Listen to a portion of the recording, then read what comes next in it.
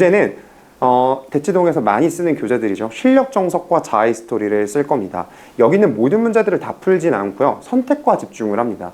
자, 연습 문제는 선별할 겁니다. 그 다음에 자아 스토리에서는 자신이 아는 유형과 모르는 유형을 적절한 비율로 나눌 거예요. 이게 제 수업의 특징 중 하나인데요. 아는 유형과 모르는 유형을 7대 3으로 쪼개서 갈 겁니다. 자, 7 아는 유형, 모르는 문제 3 이렇게 갈 거예요.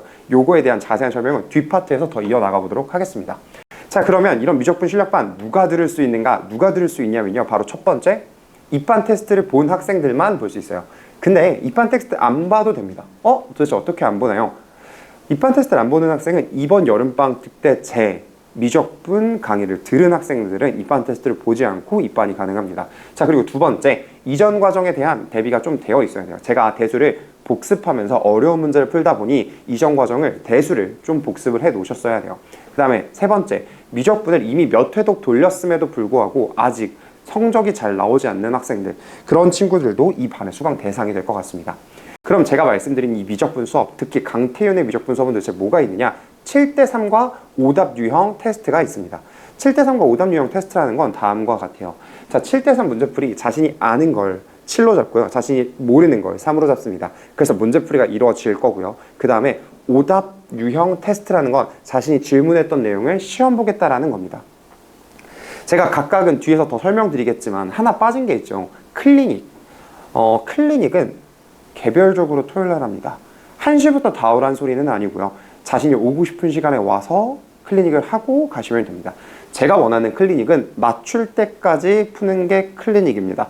자신의 실력에 맞게 맞출 때까지 푸는 거. 그래서 그 클리닉은 너무나 당연한 이야기여서 사실 거기선 빼뒀고요. 클리닉은 당연히 토요일날 존재한다는 사실 꼭 기억해 주셨으면 좋겠습니다.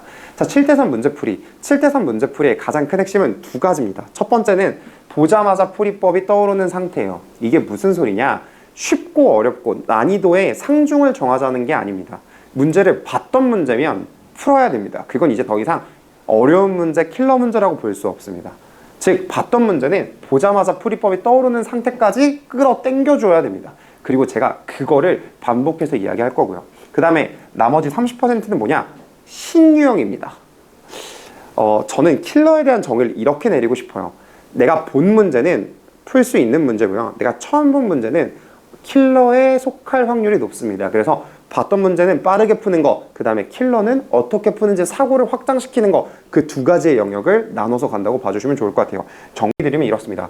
70%는 봤던 문제입니다. 그리고 나머지 30%는 킬러입니다. 그 킬러는 처음 본 문제죠. 그래서 이렇게 두 가지의 형태로 나눠서 들고 숙제와 공부를 하게 될 것 같습니다. 자, 그러면 이렇게 하게 됐을 때 문제가 무엇이냐? 다음과 같은 문제가 있을 수 있어요.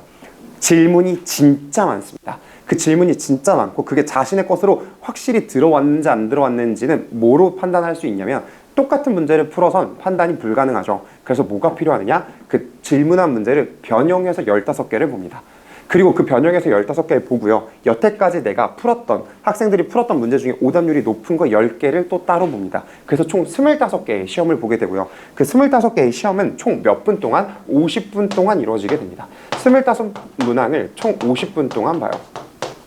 이게 현재 저희 반에서 하고 있는 거고요. 학생들이 정말 힘들어합니다. 정말 힘들어하는데 한 1, 2주차는 힘들어하는데 3주차부터는 어떤 마인드로 바뀌냐면요. 저걸 맞춰야 한다의 마인드로 바뀌어요. 왜냐하면 토요일날 클리닉이 너무 길어서.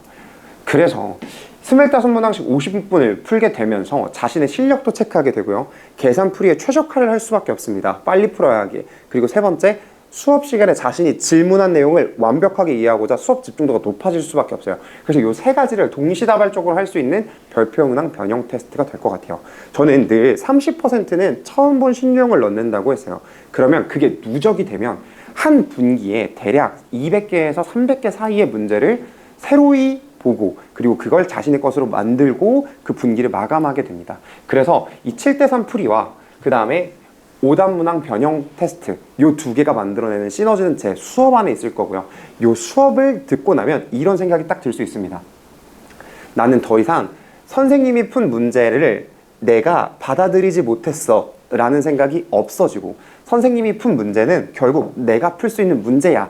될 수 있게 될 겁니다. 즉 자신은 질문만 하는 학생이 아니라 나는 그 질문한 걸 완벽히 이해하는 학생으로 만들어주는 수업이 될 것 같습니다. 그래서 이런 수업을 듣고 저희 반 학생들을 보통 보면 성적이 드라마틱하게 오르긴 합니다. 고쟁이 2스텝 정도는 가뿐하게 풀고요. 그 다음에 더 나아가서 학교 시험에서도 어려운 문제가 나왔을 때 대비하는 그런 스타일과 태도가 바뀌게 됩니다. 그래서 제 반에 들어오셔서 이런 과정을 거치며 7대3 문제풀이와 오답 변형 테스트를 거치며 조금 더 수학 성적이 향상되었으면 좋겠습니다. 그렇다면 내신 대비는 어떻게 되느냐? 내신 대비는 다음과 같습니다. 내신 시험 대비를 시작하기 전, 즉 그 앞다투어서 2, 3주 전이 아니라 애초에 시작하자마자 이게 들어갑니다. 내신 전부터 선제적 학습이 들어가요. 내신 전부터 선제적 학습이 어떻게 들어가느냐? 중등기하의 총망라를 한번 합니다. 파트 1, 2, 3로 나눠서요. 중학교 1학년부터 중학교 3학년까지 제가 유의미하다고 생각하는 문제 349문항을 넣어뒀어요. 349문항 동안 중1부터 중3까지의 기하를 다 봅니다. 어떻게 보느냐? 이렇게 보죠. 개념 및 대표 유형, 핵심 유형을 먼저 살펴요. 그리고 나서 보는 게 바로 이겁니다. 모의고사에서 나왔던 중학교 과정 어려운 문제들, 그거를 또 변형한 중학교 내신 기출 문제들을 다 한 번씩 훑어봅니다. 자, 즉 도형 문제를 아주 난이도 높게 세세하게 살펴본다는 거예요.